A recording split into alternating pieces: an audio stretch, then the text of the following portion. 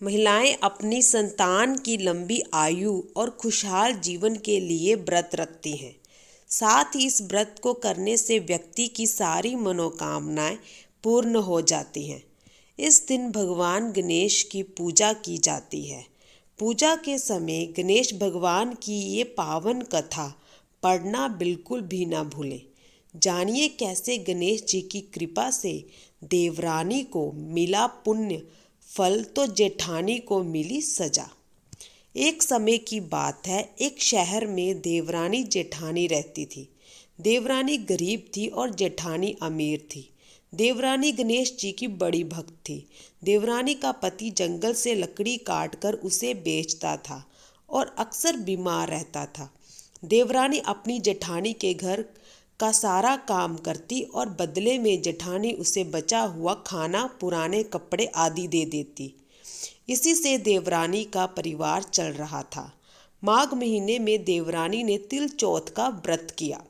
5 रुपए का तिल व गुड़ लाकर तिलकुटा बनाया।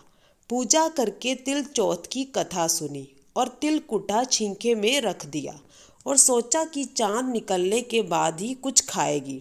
इस तरह से कथा सुनकर वह जेठानी के यहाँ काम करने चली गई। खाना बनाकर जेठानी के बच्चों को खाना खाने को कहा तो बच्चे बोले, माँ ने व्रत किया है और माँ भूखी है। जब माँ खाना खाएगी तभी हम भी खाएंगे। जेठ जी को खाना खाने को कहा तो जेठ जी बोले, मैं अकेला नहीं खाऊंगा, जब चांद निकलेगा तभी मैं खाऊंगा। देवरानी ने कहा, मुझे घर जाना है इसलिए मुझे खाना दे दो। जेठानी ने उसे कहा, आज तो किसी ने भी अभी तक खाना नहीं खाया, तुम्हें कैसे दे दूं? तुम सवेरे ही बचा हुआ खाना ले जाना। देवरानी उदास होकर घर चली आई। देवरानी के घर पर पति बच्चे सब आस लगाए बैठे थे कि आज तो त्योहार है, इसलिए कुछ अच्छा खाना खाने को मिलेगा। परंतु जब बच्चों को पता चला कि आज तो रोटी भी नहीं मिलेगी तो बच्चे रोने लगे। ये देखकर देवरानी के पति को गुस्सा आ गया और कहने लगा कि दिन भर काम करने के बाद भी 2 रोटियां नहीं ला सकती तो काम क्यों करती हो। पति ने गुस्से में आकर पत्नी को कपड़े धोने के धोवने से पीटा। धोवना हाथ से छूट गया तो पाटे से मारा। वो बेचारी गणेश जी को याद करती हुई रोते हुए पानी पीकर सो गई। उस दिन गणेश जी देवरानी के सपने में आए और कहने लगे, धोवने मारी पाटे मारी, सो रही है या जाग रही है? वह बोली, कुछ सो रहे हैं कुछ जाग रहे हैं। गणेश जी बोले, भूख लगी है, खाने के लिए कुछ दे। देवरानी बोली, क्या दूं, मेरे घर में तो अन्न का एक दाना भी नहीं है। जेठानी बचा हुआ खाना देती थी, आज वो भी नहीं मिला।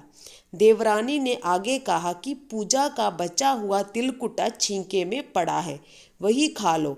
गणेश जी ने तिलकुट खाया और उसके बाद कहने लगे, धोबने मारी पाटे मारी, निमटाई लगी है, कहाँ निमटे? उसने कहा, ये खाली झोंपड़ी है, आप कहीं भी जा सकते हैं, जहाँ इच्छा हो वहाँ निमट लो। फिर गणेश जी बोले, अब कहाँ पहुँचूँ? अब देवरानी को बहुत गुस्सा आया, कहने लगी, कब से परेशान किया जा रहा है। सो बोली, मेरे सिर पर पहुँचो और कहा। देवरानी जब सुबह उठी तो ये देखकर हैरान रह गई कि पूरा घर हीरों और मोतियों से जगमगा उठा है।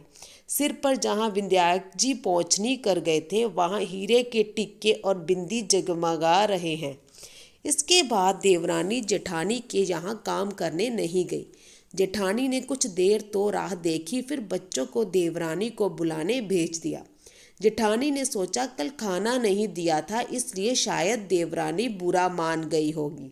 बच्चे बुलाने गए और बोले, चाची चलो, माँ ने बुलाया है। दुनिया में चाहे कोई मौका चूक जाए पर देवरानी जेठानी आपस में कहने का मौका नहीं छोड़ती। देवरानी ने कहा, बेटा बहुत दिन तेरी माँ के यहाँ काम कर लिया, अब तुम अपनी माँ को ही मेरे यहाँ काम करने भेज दो। बच्चों ने घर जाकर माँ से कहा कि चाची का पूरा घर हीरों और मोतियों से जगमगा उठा है। जेठानी दौड़कर देवरानी के घर गई और पूछा कि ये सब कैसे हो गया। देवरानी ने जेठानी को सब बता दिया। जो भी उसके साथ हुआ था। घर लौटकर जेठानी ने कुछ सोचा और अपने पति से कहने लगी, आप मुझे धोबने और पाटे से मारो। उसका पति बोला कि भली मानस, मैंने तो कभी तुम पर हाथ भी नहीं उठाया, मैं तुम्हें धोबने और पाटे से कैसे मार सकता हूँ। वो नहीं मानी और जिद करने लगी। मजबूरन पति को उसे मारना पड़ा। मार खाने के बाद उसने ढेर सारा घी डालकर चूरमा बनाया और छींके में रख सो गई। रात विंदायक जी जेठानी के सपने में भी आए और कहने लगे कि उन्हें भूख लगी है, मैं क्या खाऊं। जेठानी ने कहा, हे भगवान गणेश, आपने मेरी देवरानी के घर पर एक चुटकी सूखा तिलकुट खाया था, मैंने तो झरते घी का चूरमा बनाया है और आपके लिए छींके में रखा है। फल और मेवे भी रखे हैं, जो चाहे खा लो। गणेश जी बोले, अब निपटे कहाँ। जेठानी बोली, उसके यहाँ एक टूटी हुई झोंपड़ी थी, मेरे यहाँ एक उत्तम दर्जे का महल है, जहाँ चाहो निपटो। फिर गणेश ने पूछा, अब पहुँचूँ कहाँ। वो बोली, मेरे ललाट पर बड़ी सी बिंदी लगाकर पहुँच लो। धन की भूखी जेठानी सुबह जल्दी उठ गई। सोचा घर हीरे जवाहरात से भर चुका होगा, लेकिन उसने देखा कि उसका पूरा घर बदबू, उसके सिर पर भी बहुत सी गंदगी लगी हुई थी। उसने कहा, हे गणेश जी महाराज, ये आपने क्या किया, मुझसे रूठे और देवरानी पर टूटे। जेठानी ने घर और की सफाई करने की बहुत कोशिश की, परंतु गंदगी और ज़्यादा फैलती गई। जेठानी के पति को मालूम चला तो वो भी बहुत गुस्सा हुआ और बोला, तेरे पास इतना सब कुछ था, फिर भी तेरा मन नहीं भरा। परेशान होकर चौथ के विधायक जी से मदद की विनती करने लगी। बोली, मुझसे बड़ी भूल हुई, मुझे क्षमा करो। विधायक जी ने कहा, देवरानी से जलन के कारण जो तूने किया है उसी का फल तुझे मिला है।